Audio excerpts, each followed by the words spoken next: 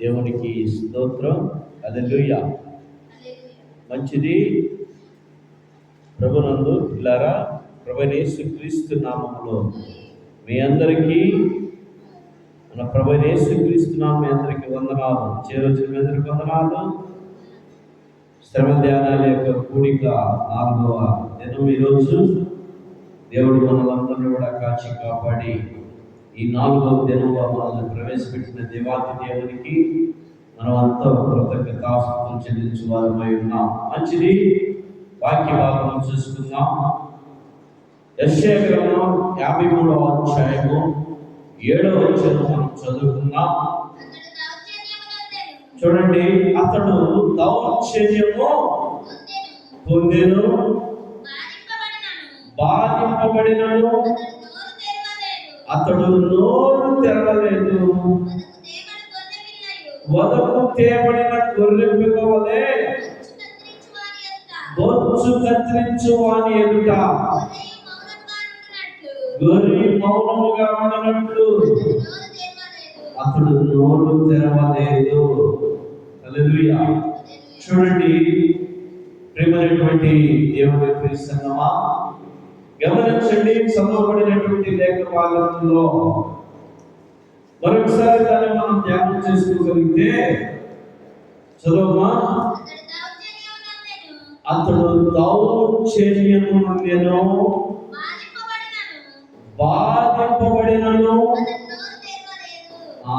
అతడు నోరు తెరవలేదు. అలా చదువు. అతడు దౌర్జన్యము నుండెను, అతడు బాధింపబడినను, నోరు తెరవలేదు. చూడండి, యేసుక్రీస్తు ప్రభువారు 2024 సంవత్సరాల క్రితం అతడిని దౌర్జన్యంగా ఆయన ఒక తోటలో,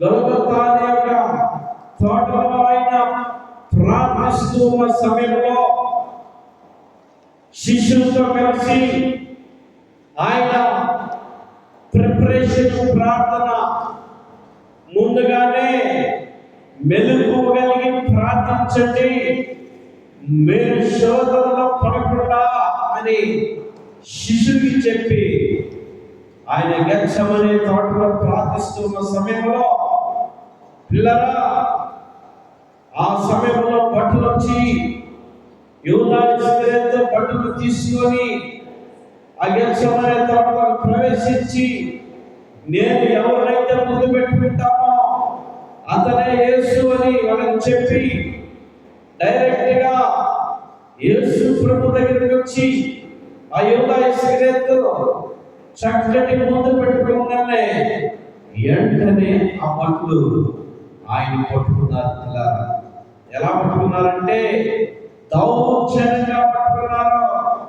వెళ్ళి ముందు పెట్టుకోగానే వెంటనే సొక్కా పట్టేసుకున్నారు, చేతులు పట్టేసుకున్నారు, బంధించేసారు. పిల్లలు వెంటనే దౌర్జన్యంగా. ఆయన చేసిన నేరం ఏమి లేదు, ఆయన తిట్టిన తిట్లు ఏమి లేవు. అయినప్పటికీ నేరం చేసినోడు లాగా దౌర్జన్యంగా పట్టేసుకున్నారు. పిల్లరా, దౌర్జన్యంగా పట్టేసుకుని ఆయన ఈడ్చి వెళ్తున్నారు, బాధిస్తూ ఉన్నారు, వేధిస్తూ ఉన్నారు. ఈడ్చుకెళ్ళిపోతున్న సమయంలో నోరు తెరవకుండా ఆయన నోరు తెరవలేదు. ఆయన ఏమిటి, నన్ను ఎందుకు దౌర్జన్యంగా పట్టుకున్నారు, ఎందుకు నన్ను బాధిస్తున్నారు, ఎందుకు నన్ను ఎక్కడికి తీసుకెళ్తున్నారు, నోరు తెరవలేదు. పిల్లారా, లేఖనం నెరవేరాలని ప్రభువైన యేసుక్రీస్తు ప్రభు 2024 సంవత్సరాల క్రితమే ఆయన మరణించడానికే ఈ భూమి మీద ఆయన జన్మించట్లా. ఆయన మరణించడానికి, ఆయన నీ కొరకు నా కొరకు మనందరి కొరకు ఆయన ప్రాణం పెట్టడానికి ఈ లోకంలో ఆయన జన్మించడం కారణం. జన్మించాడు. 33.5 సంవత్సరం ఆయన భూమి మీద సంచరించి పలు చోట్ల సువార్త ప్రకటించి అనేక అద్భుత కార్యాలు, అనేక ఆశ్చర్య కార్యాలు, అనేక స్వస్థతలు కలిగించి దేవుని సువార్తను ప్రకటించి మారు మనసు పొందండి, దేవుని రాజ్యంలో మీరు ఉంటారని ప్రతి చోట ఆయన సువార్త ప్రకటించి ఆయన సర్వమానవుల కొరకు దౌర్జన్యంగా పట్టుబడ్డాడు. పట్టుకున్న వారు దౌర్జన్యం చేస్తూ బహుగా బాధిస్తూ ఉన్నప్పుడు ఆయన నోరు తెరవలేదు. నోరు తెరుచుంటే, ఆ దౌర్జన్యానికి ఎదురు తిరుగుంటే ఈ రోజు నీ రక్షణ సువార్త నీకు నాకు మనకు వినపడేది కాదు. ఆయన నోరు తెరిచింది, ఆయన వాళ్ళు దౌర్జన్యం చేసేవాడి మీద ఎదురు తిరుగుంటే ఈ రోజుకి నీకు నాకు ఈ రక్షణ సువార్త, ఈ రక్షణ ఎంత గొప్ప రక్షణ మనకు దొరికేది కాదు. నిత్యజీవం మనకు దొరికేది కాదు. ఆయన నోరు తెరవకుండా మౌనముగా ఉన్నాడు. పిల్లలు మౌనముగా ఉన్నాడు. మనం మౌనంగా ఉండలేము. ఎవరైనా మనం ఒక మాట అంటే తిరిగి 10 మాటలు అన్నా దాకా మనం మౌనంగా ఉండలేము. ఎవరైనా మన మీద దాడి చేస్తే తిరిగి దాడి చేసేదాకా మనం కాము ఉండలేము. ఎవరైనా మనం దూషిస్తే తిరిగి దూషించేదాకా మనం కాము ఉండలేము. ఎవరైనా మన మీద దౌర్జన్యం చేస్తే ఎదురు దౌర్జన్యం చేయించి మనము ఓర్పుండలేము. కానీ అన్ని చేయగలిగినటువంటి వ్యక్తి సైతమే ఆ ప్రభువైన యేసుక్రీస్తు ప్రభువారు మౌనంగా ఉంటే మరి నువ్వు నేను మనమేమి ఏ పాటి వారు? మనం ఇంతలో కనపడి అంతలో మాయమైపోయి అల్పమైన నీ జీవితం, నా జీవితం, మన జీవితం నీటి మీద బుడగలాంటిది మన జీవితం. బుడగ ఎప్పుడు పగిలిందో ఎవరికి తెలీదో. ఈ బుడగ నీటి మీద బుడగ ఎంతసేపు ఉండేది? సెకండ్స్ లో ఉండేది, వెంటనే పగిలిపోయింది. పిల్లరా, నీటి మీద బుడగలాంటి జీవితం నీ జీవితం, నా జీవితం. అయితే మనం మాత్రం ఏం చేస్తాం? మనం ఏం చేస్తున్నాం? దౌర్జన్యం చేసే వారి మీద దౌర్జన్యం చేస్తాం. మనల్ని బాధించే వారిని బాధిస్తాం. మనల్ని వేధించే వారిని వేధిస్తాం. మనల్ని హింసించే వారిని హింసిస్తాం.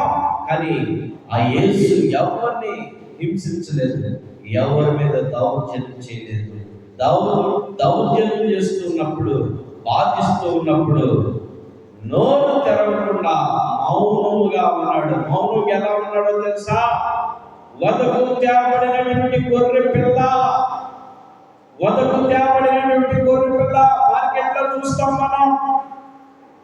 కోయటానికి తీసుకొచ్చినటువంటి గొర్రెని ఏ రీతిలో కామునితో గొర్రె బొచ్చు కత్తిరించుకునే వాడి దగ్గరికి వెళ్ళినప్పుడు గొర్రె ఏ రీతిలో కామునితో, ఆ రీతిలో వదకు తేబడినటువంటి గొర్రె ఎంత మౌనం ఉన్నదో ప్రభువైన యేసుక్రీస్తు ప్రభువారు కూడా హింసించే వారి మధ్య, కొరడాలతో కొట్టే వారి మధ్య, ఆ ఉమ్ము వేసే వారి మధ్య, రాళ్ళు వేసే వారి మధ్య, చూపిపోటి మాట్లాడే వారి మధ్య మౌనముగా తలదూచుకొని మౌనంగా ఉండిపోయాడు. పిల్లారా, అది ప్రభువైన యేసుక్రీస్తు ఆ దినాల్లో నీ కొరకు నా కొరకు మౌనంగా ఉండబట్టి ఈ రోజు ఇంత గొప్ప రక్షణ నీకు నాకు మనందరికీ కలిగింది.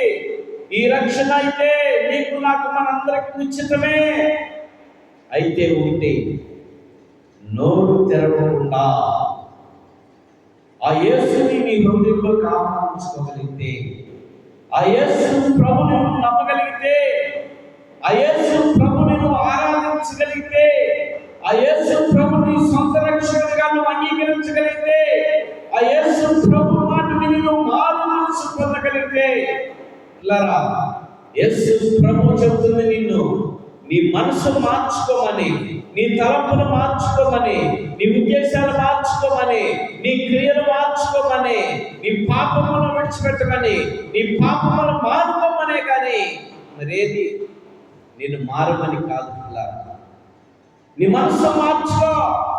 లోకంలో తిరుగుతున్నటువంటి నువ్వు నీ మనసు మార్చుకొని దేవుడి వైపు తిరుగు. లోకంలో జరుగుతున్న కార్యకలాపాలు నువ్వు చేస్తున్న నువ్వు వాటిని మానుకొని దేవుడి సన్నిధి నుంచి దేవుని ఆరాధించు. లోకంలో ఉన్న శరీరాశ, నేత్రాశ, జీవకుడమని విడిచిపెట్టి దేవుడి సన్నిధిలో నుంచి దేవుడిని గణపరచు. నువ్వు నీ మనసును మార్చుకోమంటున్నాడు దేవుడు. పిల్లారా, యేసుక్రీస్తు తెలియపరిచేది ఏంటో తెలుసా? యేసుక్రీస్తు బాధ ఏంటో తెలుసా? నీ మనసు మార్చుకో, నీ హృదయం మార్చుకో, నీ తలంపులు మార్చుకో. అంతే. నీ మతం మారాల్సిన అవసరం లేదు, నీ కులం మారాల్సిన అవసరం లేదు. నీ హృదయం మారితే చాలు. యేసు ప్రభు చూసేది నీ హృదయమే. నువ్వు మతం మారేవా, కులం మారేవా, నీ జాతి మారేవా, దేశం మారేవా, భాష మారేవా, రాష్ట్రం మారేవా, ఈ కాదు చూసేది. నీ హృదయం చూస్తాడు ఆయన. నీ హృదయం ఎలా ఉన్నది? యేసు ప్రభుకి అనుకూలంగా ఉన్నదా లేదా? దేవుని ఆరాధిస్తున్నావా లేదా? దేవుని వినపరుస్తున్నావా లేదా? దేవుని యొక్క మాటలను అంగీకరించి మారు మనసు పొందేవా లేదా? బాప్తిసం పొందేవా లేదా? అదే దేవుడు చూసేది. లోకంలో ఉన్నటువంటి తాగుని మానుకో, తిరుగుని మానుకో, వీటిని మానుకోవాలే కానీ పిల్లరా, వాటిని మానుకొని నువ్వు ప్రశాంతంగా ఉంటే చాలు, నువ్వు సంతోషంగా ఉంటే చాలు, నువ్వు సమాధానం ఉంటే చాలు. వాటిని మానాలి. నువ్వు సంతోషంగా ఉంటే ఆయన ఆనందిస్తాడు. నా పిల్లరా, లోకంలో ఉన్న వాటి కోసం పరిగెత్తకుండా నువ్వు దేవుని సన్నిధికి వచ్చి ఆయన ఆరాధించగలిగితే దేవుడు ఎంతో సంతోషిస్తాడు. ప్రియమైనటువంటి వాళ్ళ, ఈ రాత్రి తెలుసుకున్నటువంటి నువ్వు